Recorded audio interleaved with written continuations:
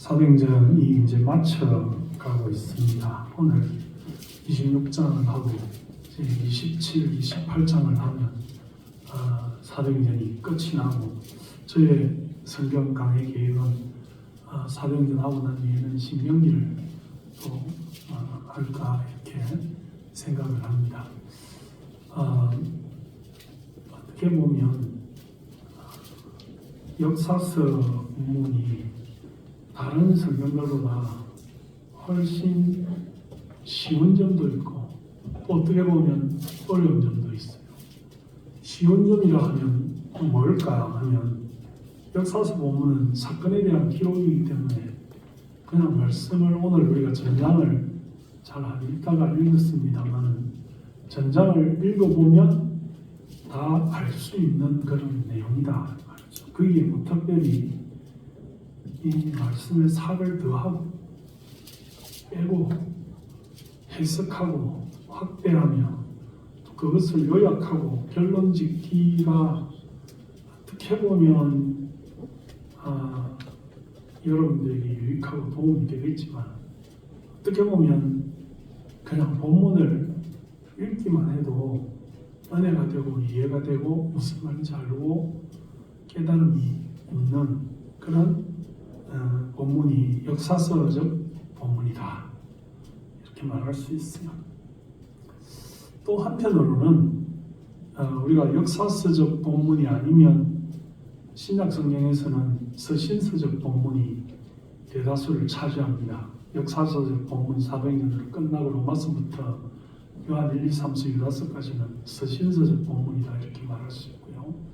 구약으로 말하자면 창세기, 출애굽기, 레위기, 민수기, 신명기가 율법서이며 기초 역사서라 말할 수 있고 그 다음에 나오는 역사서가 여호수아서부터 에스라, 느헤미야, 에스더까지를 우리가 또 역사서라 부릅니다. 그래서 17권의 역사서가 있는데 그 뒤에 나오는 경험서, 욥기, 시편, 잠언, 전도서, 아가 이런 거는 어떻게 보면 노래로 부르는 것이고 그 뒤에 또 선지서가 굉장히 많은 예언서가 자리를 차지하고 있습니다.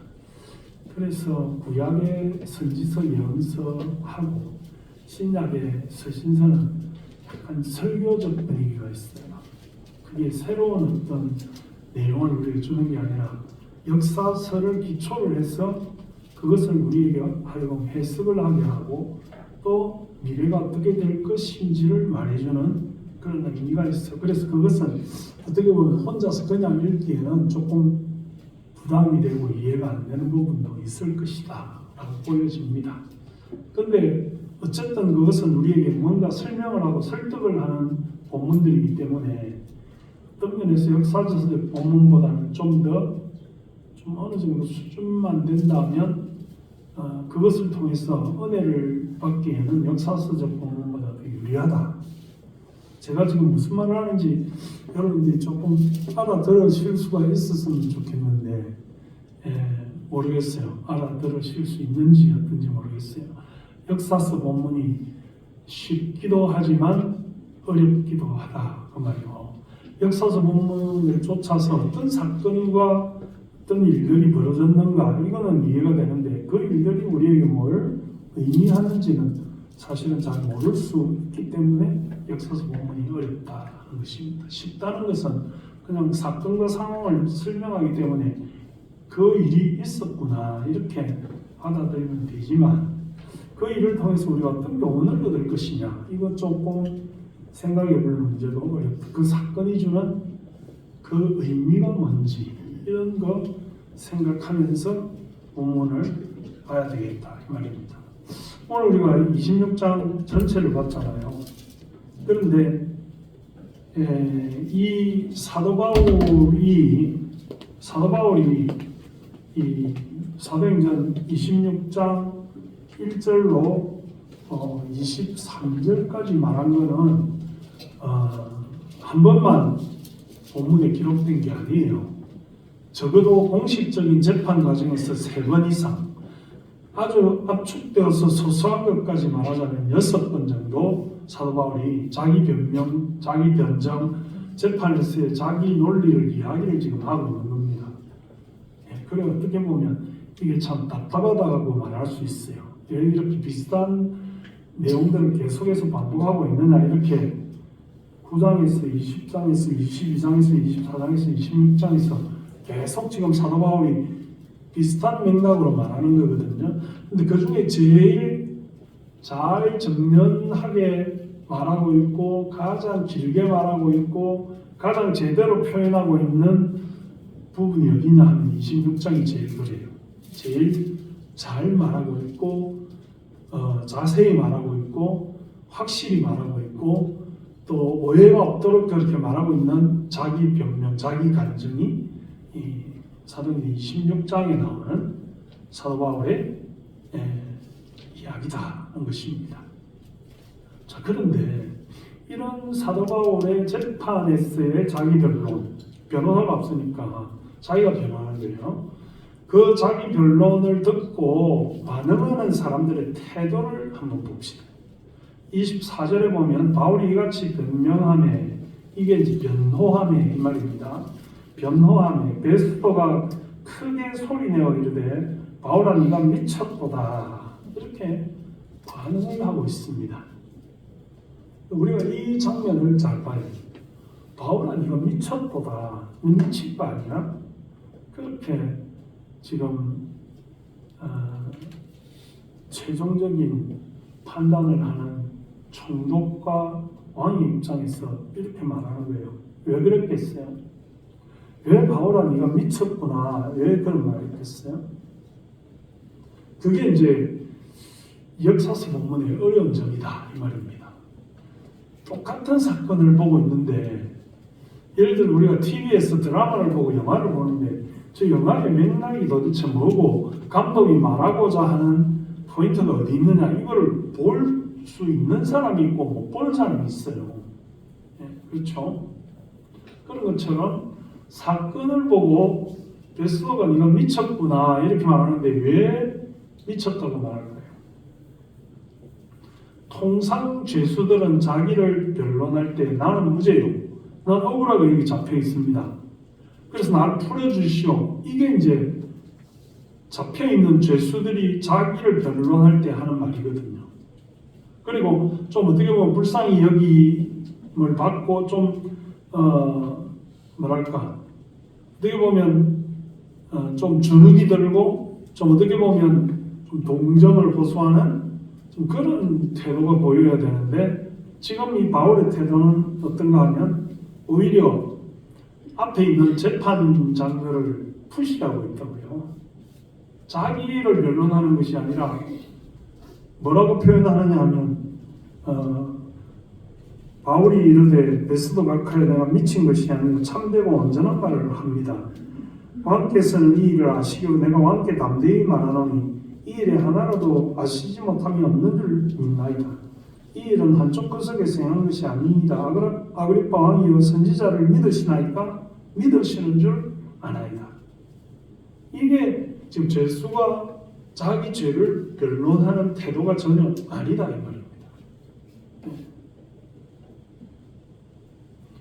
오히려 주객이 전도되어서 죄수의 입장에서 판결을 하는 그 왕이나 총독을 향해서 가르치려 들고 밀어붙이고 복음을 전하며 예수를 전가하는 그런 태도를 보이니까 이 총독이나 왕들이 네가 미쳤구나, 네가 니를 변명해서 무죄가 분명히 되어야 될 건데 네가 미쳤구나. 그래 결론이 나오면 나중에 끝에 보면 왕과 총독과 브니게와 그와 함께 앉은 사람들이 다 일어나서 물러가 서로 말하되 이 사람은 사형이나 결박을 당할 만한 행위가 없다 하더라. 그렇죠. 자기를 변론하지 않아도 한다 이 말입니다. 예. 이 사람이 죄가 있는지 없는지는 사도 바울이 자기를 변론하지 않아도 한다. 우리가 세상 살 때도 그렇습니다. 담대한 태도로 해야 돼. 주눅이 들지 말아야 돼. 예수 믿는 사람을 비판하고 그 반대하는 그런 세력이 있을지라도 우리의 태도는 자신만만해야 되고 그들을 설득하려고 해야 되고 복음을 전하려고 해야 되고 우리가 해야 할 말을 해야 되는 것이 맞다고, 나를 강조하고 나를 주장하고 나를 내세울 것이 아니고 예수를 내세우고 하나님의 뜻을 내세우는 것이 옳다 이 말입니다.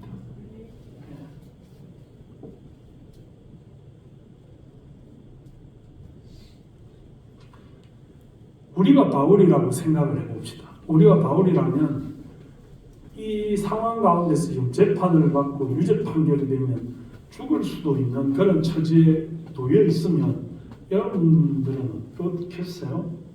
저도 어떨까 생각을 많이 해봅니다. 우리가 세상을 살면서 오해를 당하고 억울하고 힘들게 내가 그럴 만한 것도 아닌데 핍박을 받을 때가 있죠. 내가 진짜 잘못해서 사람들한테 배척당하는 거 말고 내가 잘못하지도 않았는데 억울하게 그렇게 배척을 당하는 핍박당하는 그 경우가 예수 때문에 신앙 때문에 복음 때문에 그럴 수 있다 말이죠. 그럼 여러분들이 어떻게 하겠냐고요. 여러분들이 누구한테 억울한 소리 들으면 참으시겠어요? 아니면 못 참으시겠어요? 제가 여러분들 보니까 남들이 애매하게 억울하게 하면 참지 못할 사람들이 굉장히 대다수인 것 같아요.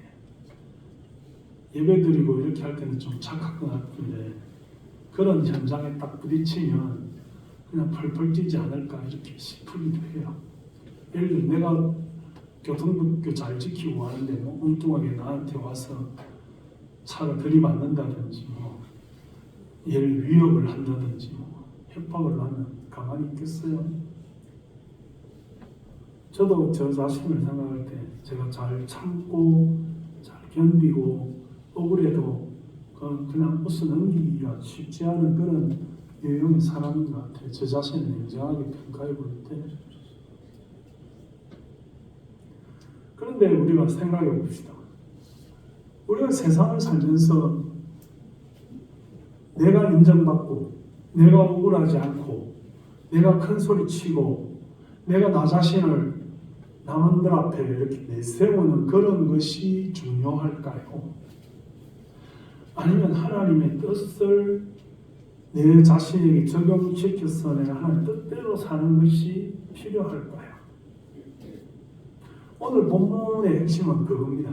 오늘 본문 성경 본문이 지금 사도 바울이 재판받고 자기가 자기 변론을 하고 또 아그리파 왕이나 이런 베스도가 이렇게 말하는 것이 이랬더라 반응이 이랬구나 하는 게 중요한 게 아니고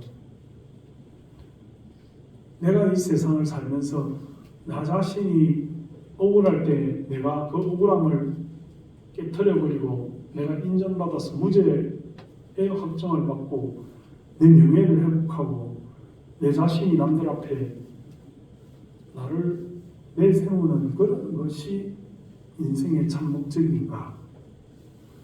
억울하고 힘들고 그런 핍박 가운데서도 하나님의 뜻을 깨닫는 게 더 중요한 것인가? 굉장히 어려운 문제입니다. 이 문제가 말로는 이렇게 할 수 있어도 여러분들 개인의 입장이 된다면 굉장히 쉽지가 않은 문제다. 내가 억울한 일을 당할 때 그 억울한 일을 내려놓고 하나님의 뜻을 생각할 수 있을까? 어떻게 말하면 제가 이 사도행전 23, 4, 5, 6 하면서 계속 말했죠. 이 바울이 지금 굉장히 바쁜 시점이에요. 복음을 땅끝까지 전해야 되고 교회를 돌아봐야 되고 이런 세운 교회들이 잘 운영되도록 사람들과 계속 상담을 하면서 그 교회 지도자들을 가르쳐야 되는 그런 상황입니다. 지금 2년을 지금 아그리파 벨릭스 베스도에게 지금 묶여서 이 가이사랴 빌립보에서 이렇게 오랫동안 있을 일인가 말이지. 그래서 제가 참 이 사도행전이 너무 억울하다. 이 사도 바울이 죄도 없이 이렇게 붙잡혀서 있을 일이가 결국은 죄수로 이렇게 판결이 나서 이탈리아로 압송될 일인가? 여러분들도 성경을 좀 잘 구체적으로 읽으면 그런 저와 같은 그런 생각을 하게 되리라고 생각을 사도행전을 보면서 이런 일인가? 너무 굶뜨다 말이지. 판결을 하는 사람이 무죄 유죄 이거 빨리 안 하고 막 계속 재판을 질질 끌면서 막 이리 옮겼다가 저리 옮겼다가 이 사람이 부임했다가 저 사람이 다스렸다가 이렇게 하는 그 상황 자체가 너무 막 이렇게 화가 나는 그런 지금 상황이다. 그렇죠? 우리도 이 세상 살면서 그런 일이 있죠.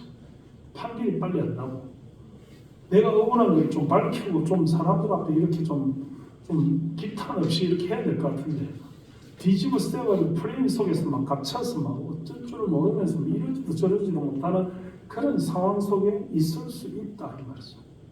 그럴 때 우리가 어떻게 해야 될까?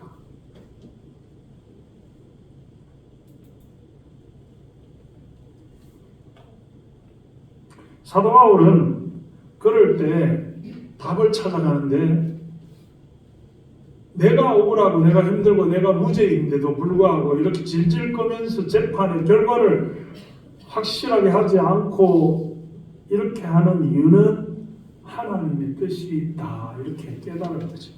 그게 이제 사도 바울이 우리보다 아주 뛰어난 역량의 믿음을 가진 분이다. 이게 하나님의 뜻이 있다. 그걸 깨달은 거죠. 그래서 자기를 무죄 방면해서 풀려나는 것에 focus on 하지 않고 하나님의 뜻을 이루는 데 초점을 맞췄다. 사도 바울이 지금 자기를 변호하는 내용의 핵심이 뭡니까? 사도 바울이 어떻게 말을 시작합니까? 자기가 어떤 사람이라고요? 사도 바울이 사도 바울이 뭐라고 말합니까? 지금 제가 말씀을 드리지만 여기만 있는 게 아니고 지금 9장, 20장, 22장, 24장, 26장 여러 번 반복해서 말하기를 사도 바울이 자기를 말하면서 뭐라고 말하느냐면 나는 바리새파 사람이다. 더 요약해서 말하자면 나는 바리새파 사람이다. 일찍부터 나를 알았으니 그죠? 5절에 보면 그들이 정언하려 하면 내가 우리 종교의 가장 엄한 팔을 따라 바리새인의 생활을 하였다고 할 것이다. 바리새인은 유대인 중에 1000명 정도밖에 안 됐어요. 별로 많지 않아요. 수십만 그 10만 이상 되는 인구 중에 바리새파 사람들의 그 퀄리티가 엄청 높았다는 말입니다. 쉽게 할 수 없는 바리새파 사람. 근데 뭐냐면 가장 엄격한 유대교의 룰을 적용해서 그것에 따르는 사람들, 구약으로 말하자면 나시린 같은 존재의 바리새파 사람들. 우리는 굉장히 부정적이잖아요. 바리새파 예수님이 굉장히 나무랐기 때문에 부정적이지만 그러나 유대인들의 유대교적 입장에서 본다면 바리새파 사람은 엄청난 퀄리티를 가지고 있는 그런 소수 정예의 유대인 중에 유대인이다 이렇게 말할 수 있어요. 그래서 그뿐 아니라 바울이 그랬죠. 나는 가말리엘 교구사 밑에 있었고 나는 길리기아 다소 출신으로 로마 시민권을 가지고 있고 나는 종파로 말하자면 베냐민 지파의 바리새인의 교육을 받은 사람이다. 그 말이 뭐냐면 유대인 중에 턱 1%라고 할 수 있는 엄청난 소신과 지식과 양심과 지성을 가진 사람이며 뿐만 아니라 굉장히 행동주의적인 사람이 자기가 믿는 것을 의지하는 것을 엄청 겉으로 드러내고 행동했어요. 그래서 예수 믿는 사람을 잡아 가두고 죽이고 막 멀리까지 그 제사장의 어떤 칙령을 받아가지고 이방 나라까지 가서 그렇게 유대인 이방 나라에 있는 유대인 중에 예수 믿는 사람을 처단해야 되는 그런 사명의식을 가지고 행동했던 그런 사람이다. 내가 그렇게 살았다. 근데 그게 자기를 자랑하는 거예요. 뭐 자기를 내세우는 거예요. 그게 아니고 예수 만나니까 그게 아무 소용이 없더라 그 말이죠. 사도 바울의 자기 간증 중에 가장 핵심은 예수를 만난 이야기예요. 그래서 뭐냐면 유대인들은 하나님만 믿고 예수를 부정합니다. 그래서 예수 믿는 사람을 이단시하고 예수는 하나님과 다른 거다 이렇게 생각을 합니다. 그런데 사도 바울은 자기의 논리를 따라서 본다면 뭐라고 말합니까? 예수는 하나님과 다르지 않다. 하나님이 보내신 하나님의 아들이야. 그 말은 히브리스적으로 말하자면 예수 그리스도는 하나님의 객관적 표현이다 이 말입니다. 예수가 어떤 하나님은 따로 있고 예수님은 따로 있는 이런 존재가 아니라 하나님이 보내신 예수님인데 하나님의 자기 표현이 예수다 이 말이죠. 사도 바울의 논리를 그랬어요. 그래서 우리가 하나님이 어떠신 줄 모르잖아. 하나님이 부활의 역량이 있다고 말씀하셨으나 우리가 확신하지 못하잖아. 그런데 누가 그것을 증거해 줍니까? 예수님이 증거해 준단 말이지. 우리 죄를 대신하여 어린 양으로서 죽고 교회 이장을 찍고 지성소가 오픈되고 그리고 죽었다가 다시 사시고 이게 뭘 증거합니까? 하나님의 하나님 되심을 예수 그리스도 아들을 통해서 우리에게 보여주시고 확신케 하려 하는 것이다. 그렇게 말하니까 사람들이 할 말이 없는 거죠. 그래서 뭐라고 말하느냐 하면 이 유대인의 관습과 종교와 전통과 하나님을 믿는 유대교에 잘 아는 사람이 누굽니까? 자, 보기 1번 벨릭스, 보기 2번 베스도, 보기 3번 아그리파. 누가 유대인을 잘 알까요? 그래서 성경을 봐야 된다니까. 잘 읽어야 된다니까.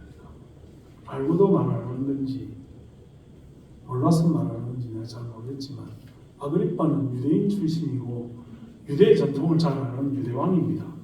그런데 벨릭스와 베스도는 로마 사람이고 유대인 전통과 관습을 모른다고 말할 수 있어요. 그래서 사도 바울이 지금 아그리파를 주 타겟으로 해서 말하는 거예요. 그래서 아그리파 왕은 당신 알지 않습니까? 바리새파가 뭐면 내가 어떻게 살았는지를 알며 주를 만나고 나서 내가 어떻게 뒤집어졌는지를 알잖아요. 그렇게 말하고 있는 것입니다. 그래서 예수 그리스도는 하나님과 다르지 않고 기독교는 유대교와 다르지 않고 유대교로 머물러 있는 위선적인 종교에서 벗어나서 예수 그리스도를 받아들이고 기독교를 통하여 하나님의 뜻을 만천하에 드러내는 것이 우리가 해야 될 일이다. 이렇게 지금 말하니까 아그리파가 뭐라고 말하느냐 하면 네가 나한테 복음을 전하려고 지금 하느냐. 그렇게 나를 그리스도인으로 만들려고 하느냐. 그죠? 28절에 보면 아그리파가 바울에게 이르되 네가 적은 말로 나를 권하여 그리스도인이 되게 하려 하는도다. 그 말은 역으로 말하면 네 말이 논리적으로 맞다 그 말입니다.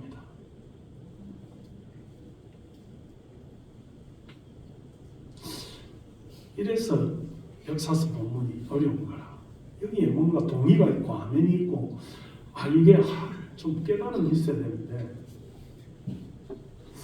아직도 목사님이 지금 뭘 말하는 건지 뭐가 중요한 건지 잘 깨달음이 잘 없으면 이거 붙들고 지금 설교 길게 해야 돼. 점심 못 먹을 수도 있어요.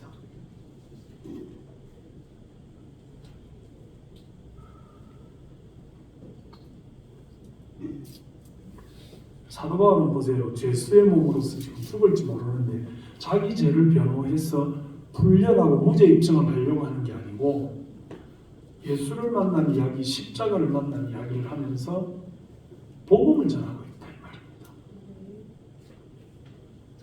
그러니까 베스도가 뭐라고 말한다고요? 네가 미쳤구나. 네 많은 학문이 늘 미치게 하는도다. 그래요. 미쳐야지. 미치지 않고 어째 살겠습니까? 이 세상을. 미쳐야 결혼도 하고 미쳐야 취업도 하고 미쳐야 예수도 믿는 거지. 저와 여러분이 예수에 미치기를 주님의 이름으로 축원합니다. 미치지 않고서는 우리가 제대로 믿음 생활을 하기가 어려워요.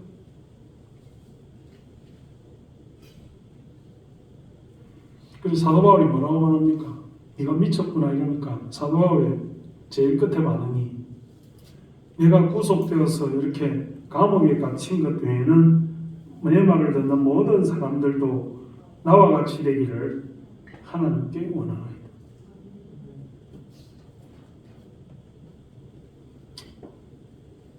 우리 교회가 저는 굉장히 작은 교회라고 생각을 합니다. 사람들은 또 우리 교회가 제법 큰 교회라 이렇게 생각을 할 수도 있어요. 그런 저 생각은 항상 우리 교회는 작은 교회다.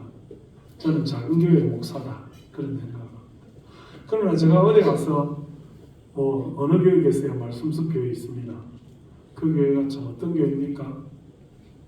저는 작은 교회지만은 좀 부끄럽다고 생각하지 않습니다. 왜냐하면 우리 교회 교인들이 말씀 잘 들어요.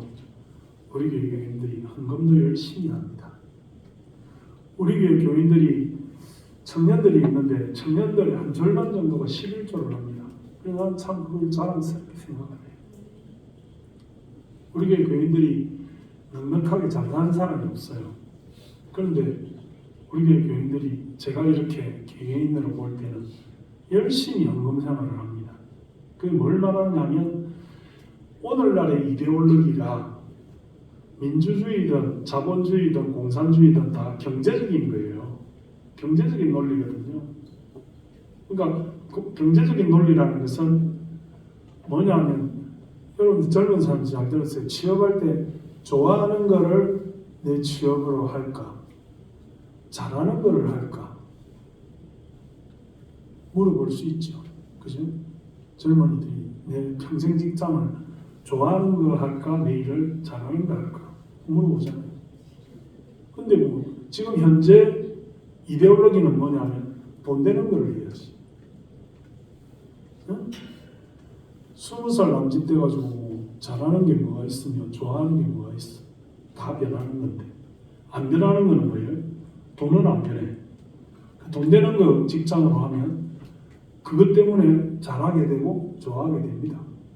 돈이라는 게 가치를 측정하는 거잖아요. 내가 뭐 돈에 미쳐 살아라 그런 뜻이 아니에요. 그런 뜻이 아니라 우리의 지금 현 시점의 가치 기준이 물질이라는 거죠. 물질을 하나님께 얼마나 헌신하느냐 이 믿음의 척도라고 말할 수 있습니다. 그런 점에서 저는 우리 교회 교인들이 믿음 없는 거에 비해서 헌금 많이 한다. 칭찬인지 요구하는 건지 잘 모르겠죠. 저는 부끄럽지 않고 자랑스럽습니다. 제가 여러분들에게 설교할 수 있다는 게 참 감사한 일이다. 모르겠어요. 설교를 끝내고 나면 한 20-30%제 말을 알아들었을까? 잘 모르면 어떡하지? 이런 생각이 들기도 해요. 그래서 설교가 길어지기도 합니다. 제 설교 길다고 제가 혼날 때도 있어요. 근데 제 마음은 그래요. 저는 여러분들에게 가장 좋은 꼴을 먹이고 싶어요. 가장 좋은 일을 하게 하고 싶어요.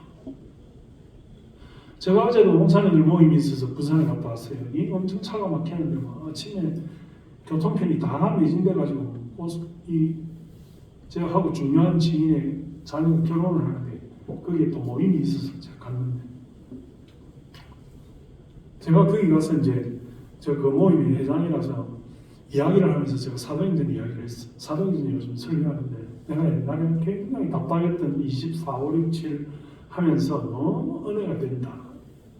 근데 이 목사들이 귀를 안 기울이는 거야. 내가 한 대씩 꿀뽕을 먹였으면 좋겠다 이런 생각을 했어요. 우리 교회 교인들보다 더 자세가 안 좋아. 하도 이제 설교하다가 다 65 정도 나이가 되니까 남이 이야기하는 별로 귀 기울여서 안 들어. 저는 확신합니다. 저는 사도행전의 내용을 해석해서 이렇게 말할 수 있고 알아듣기 쉽게 설교하는 뭐 이렇게 말하면 저의 자랑같이 이렇게 여겨지는데 사도행전 내용이 그렇다 하면 무슨 말인지 아시겠어요? 사도행전의 내용이 지금 이렇게 흘러가고 있다. 사도 바울이 이렇게 말하는 것은 자기의 변명을 해서 풀려나는 게 중요한 게 아니고 하나님의 뜻을 알아서 나는 로마로 가는 게 소원이기 때문에 나는 죄수의 신분을 유지할 거야. 그리고 이 마지막에 보면 이에 아그리파가 베스도에게 이르되 이 사람이 만일 가이사에게 상소하지 아니하였더라면 석방될 수 있을 뻔하였다 하니라. 굉장히 중요하다. 가이사에게 상소하지 않으면 사도 바울은 무죄 석방이 결론이야.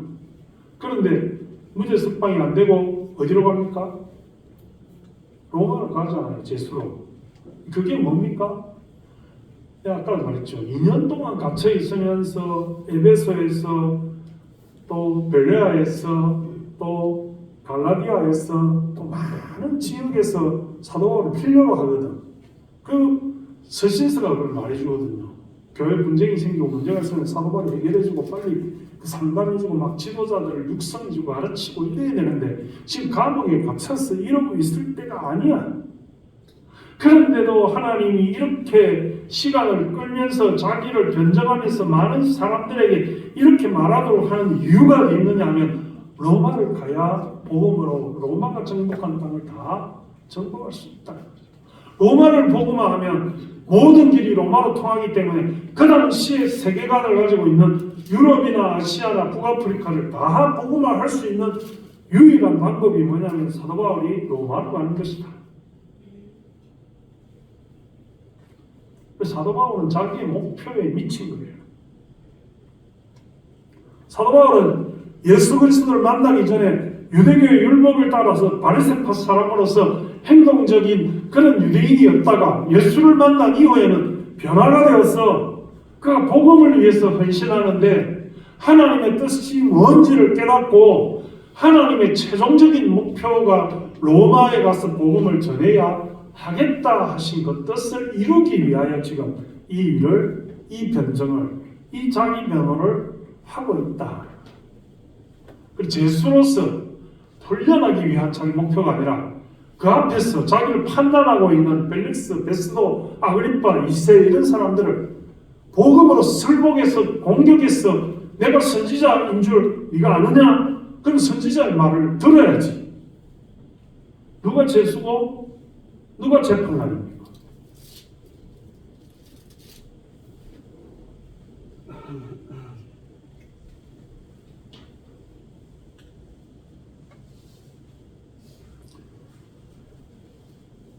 믿음으로 사는 사람들의 이 언어적인 습관은 예수를 만난 이후에 자기를 회개하고 회개에 합당한 열매를 맺고 하나님이 주신 소명을 향해서 나아가고 그 목표를 향해서 진력해서 끝까지 헌신하는 것이 예수 믿는 것의 가장 중요한 결론이라는 거죠. 여러분들이 지금 이 자리에 앉아 있어가지고 주일날 11시부터 12시까지는 예수 믿는 사람인데 나머지 시간은 예수 안 믿는 사람처럼 행하고 소위 말해서 뭐 예배 끝나고 밥 먹으러 가면 밥 먹으면서 하는 이야기, 오늘 목사님 설교 은혜 받았어요. 사도행전 우리 다시 한번 봅시다. 그러는 사람 있어요? 한번 손 들어보세요. 밥 먹으면서 우리 오늘 참 설교대로 우리 한번 살아봅시다. 좀 변화돼 봅시다. 이러는 사람 있어요? 지난주에 시장 본 이야기 어디 가니까 옷 세일하더라, 미장원에 파마하더라, 뭐 그런 이야기 합니까?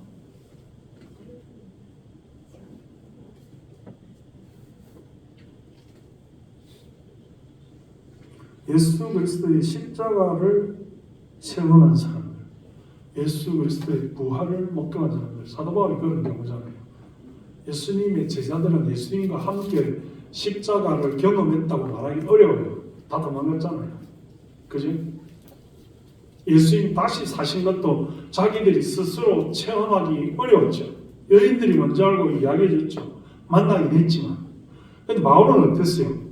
시간을 거꾸로 돌려서 예수님이 바울 앞에 나타나셨어. 그게 뭐냐면 부활했다는 거고, 그 부활의 핵심이 뭐냐면 십자가를 보여주신 거야. 예수가 피 흘리며 이를 위해 십자가를 지신 그 피 흘린 손, 피 묻은 것으로 바울에게 보여줬다는 거죠. 제가 신학교 시절에 우리 교수님 한 분이 있었는데 진해가 고향인데 그 교수님의 아버님이 진해에 굉장히 유력한 분이야. 그래서 여러분 잘 모르시겠지만 진해는 옛날에 마산으로 가는 기차가 있었어요. 진해에서 마산 가는 기차가 있었는데 산을 넘어서 이렇게 가는데 한 번은 그 어르신이 기차를 타려고 달려갔는데 시간이 조금 늦었네요. 그 기차가 진해역에서 마산 창원으로 출발을 했어. 석 이렇게 기차가 움직이고 있는데 이 마침 달려오는 길이 기관사가 보이는 길로 이렇게 오고 그 역에 이제 그 기차를 이 역장이나 이런 차장이 또 거기 있어서 신호 깃발을 주잖아요, 그죠? 이렇게 파란 깃발을 하는 거하고 빨간 깃발을 서고 이러는데 이분이 달려오시는 걸 보고 움직이고 이제 출발한 기차를 세우더라 이 말이야. 어? 워낙 이분이 유명한 인사니까 기차가 이미 출발해가지고 가는데 세워가지고 후진을 해가지고 이분을 태워가지고 가는 걸 본 적이 있다. 그 자기 평생에 한 번밖에 그걸 본 적이 없어요. 기차 출발해서 서 움직이다가 물론 달려가는 건 아니고 서 미끄러지면서 기차가 출발했는데 다시 스탑해가지고 다시. 근데 그 이야기를 왜 하냐면 사도 바울이 그런 경우다 이 말이지. 사도 바울 한 사람을 변화시켜서 그를 이방인의 종으로 쓰기 위하여 예수님이 시간을 거꾸로 돌려서 나타나시고 보여주시고 어떻게 사셨는지 압축해서 사도 바울에게 예수 그리스도를 체험하고 경험하고 십자가를 깨닫게 하니까 사도 바울이 뒤집어져서 핍박하는 자가 변해서 복음을 전하는 자, 목숨을 거는 자로 바뀌어졌다. 그러므로 우리도 십자가를 경험해야 돼. 그러므로 우리도 많은 세상의 한쪽 발을 디디고 많은 교회의 복음을 디디고 살 것이 아니라 전폭적으로 내 목숨을 걸고 내 생명 다해서 주님이 원하시는 그 사명을 향해서 그 목표를 향해서 헌신하고 거기에 투신해야 제대로 된 그리스도입니다. 예수에 미쳐야 되고 다른 사람들에게 나와 같이 되기를 하나님께 원하나이다. 여러분 그런 걸 할 자신 있어요? 내가 믿는 이 예수처럼 당신도 그렇게 살기를 내가 원합니다. 이렇게 말할 자신 있어요? 그럴 자신 있는 예수쟁이 되기를 주님의 이름으로 축원합니다. 나처럼 살아요. 이렇게 말해 자신 있게.